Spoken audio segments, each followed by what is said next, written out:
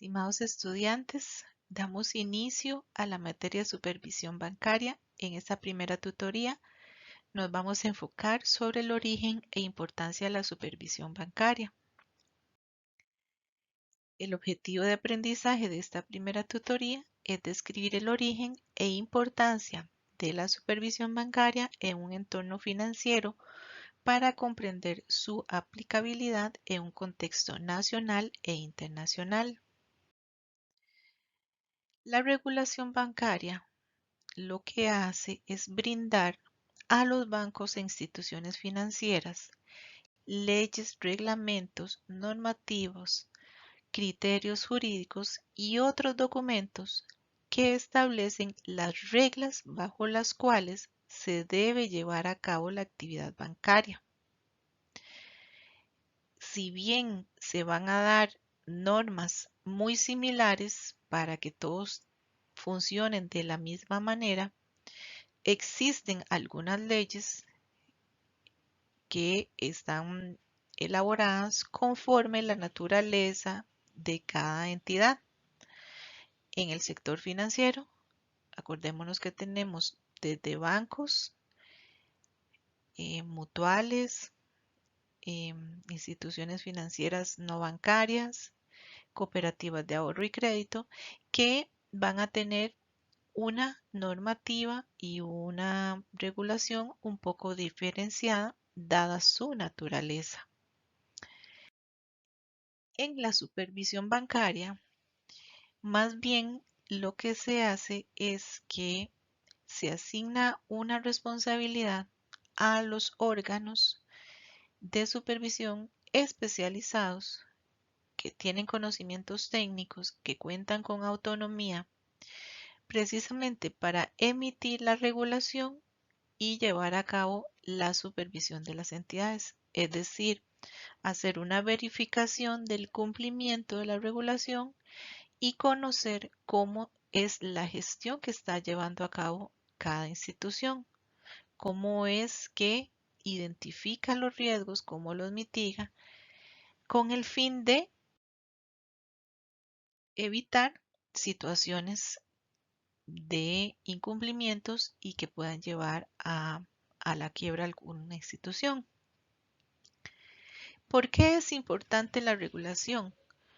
Bueno, recordando que los bancos e instituciones son canalizadores de recursos, es decir, captan recursos del público para colocarlos en actividades productivas como cuáles, como el crédito y las inversiones, que es lo que conocemos como intermediación financiera.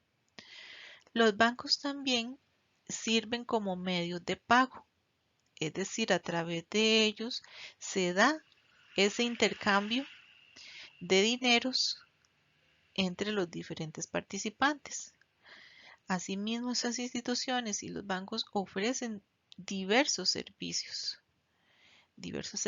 de tipo de crédito, tipos de captación, eh, ofrecen también transferencias internacionales, cajitas de seguridad, cambios de moneda, en fin, una serie de servicios que lo que hace es impactar en las economías de las naciones, entre los gobiernos, las empresas, las personas y todos los demás participantes. Esta actividad bancaria, entonces, tiene por default riesgos inherentes, ¿verdad? O riesgos inherentes implícitos, que entonces lo que hace es que la actividad bancaria sea también una administradora de riesgos, que sobre estos temas de riesgos más adelante en las siguientes tutorías vamos a detallar más. Y también qué es lo que ha pasado a través de la historia, que se ha conocido los daños tan severos económicos que han producido las crisis financieras mundiales, como las quiebras de bancos, la contracción del crédito, las corridas bancarias, el deterioro de la confianza y el pánico que se ha provocado entre la gente y en general eh, otros daños producto de estas crisis.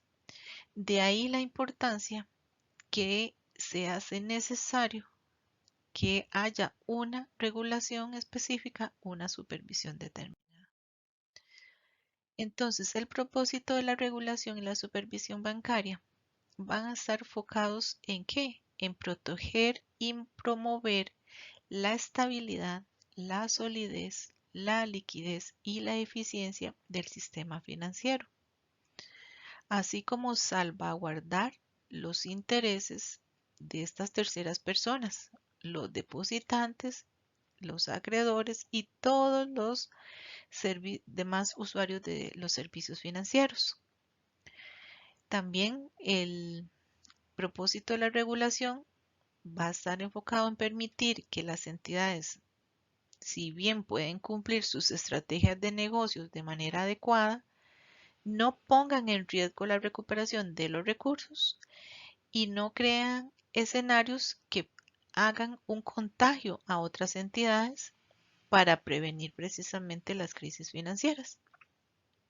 La regulación y la supervisión también va a permitir la mitigación de los riesgos sistémicos. Es decir, que en el momento en que se dé el cierre o la quiebra de un banco o una institución, estos no tengan efectos económicos importantes sobre el resto del sistema financiero y la economía en el país. Producto de las crisis y de esta actividad bancaria, de la importancia que tiene, como se los mencioné, en los sistemas financieros, en las economías de los países, surgieron y muy de seguido a las crisis financieras, organismos que han permitido esa colaboración de regulación y supervisión, dentro de los cuales tenemos el Fondo Monetario Internacional, el Banco Mundial, la Organización para la Cooperación y el Desarrollo Económico, OCDE, el Grupo de Acción Financiera Internacional, Gavi, la Organización Internacional de Comisiones de Valores, entre muchos otros organismos. Y, muy importante, en 1974, en Basilea, se dio el Comité de Basilea sobre Supervisión Bancaria. Este comité fue constituido por las principales economías del mundo que, producto precisamente de estas crisis, se reúnen y llegan a acuerdos comunes precisamente de regulación y de supervisión bancaria, que hoy en día todavía sigue vigente eh, el comité y así como la regulación que ellos recomiendan que se aplique en los países. Un pequeño resumen de estos acuerdos de Basilea, dada la importancia que tienen, son los siguientes. El Acuerdo de Basilea I, también conocido como Acuerdo de Capital de Basilea, estableció los primeros estándares internacionales sobre los requisitos de capital mínimo de capital que deben de tener los bancos para mantener eh, esa relación con sus activos ponderados por riesgo. Esta relación de capital fue establecida en un 8%. En el caso de Latinoamérica y Costa Rica, también dada, digamos, esa vulnerabilidad que existe en nuestros mercados, en Costa Rica se establece este porcentaje en un 10%. En 2004 se da el Acuerdo de Basilea II, que fue un acuerdo más enfocado o más sofisticado en evaluar el riesgo crediticio de los bancos y se basa en tres pilares. Uno que tiene que ver con los requisitos mínimos de capital de los bancos, introduce el proceso de supervisión bancaria y el tema de disciplina de mercado, o sea, más transparencia. También permitió que los bancos utilizaran modelos internos para el cálculo del capital y de los requisitos de capital y en particular lo que tiene que ver con riesgo de crédito y riesgo operacional. En 2009 se da el Acuerdo Capital de Basilea 2.5, que digamos, lo que hace es una revisión del acuerdo de Basilea II. Lo que hace es fortalecer las regulaciones sobre riesgos de mercado y los riesgos operacionales y aborda algunas de las dudas o lagunas que quedaron en el modelo de riesgo de crédito. Para el 2010 y 2011 se llega al acuerdo de Basilea III, que lo que hace es introducir medidas más estrictas para mejorar la resistencia de los bancos frente a choques financieros, dadas las crisis que se experimentaron en los años 2007 a 2008. Establece requisitos más rigurosos de capital, introduce el tema de capital de conservación y el capital anticíclico y otras medidas para abordar los riesgos de liquidez y riesgos de apalancamiento. En 2017 se establece Basilea 3.5, o también conocido como Basilea 4, que lo que hace es refinar los modelos de riesgos de crédito y operacional, aborda algunas dudas o lagunas que quedaron respecto a la ponderación de activos ponderados por riesgo e introduce el enfoque estándar para los requisitos de capital de crédito y hace algunos ajustes al riesgo operativo y al riesgo de mercado.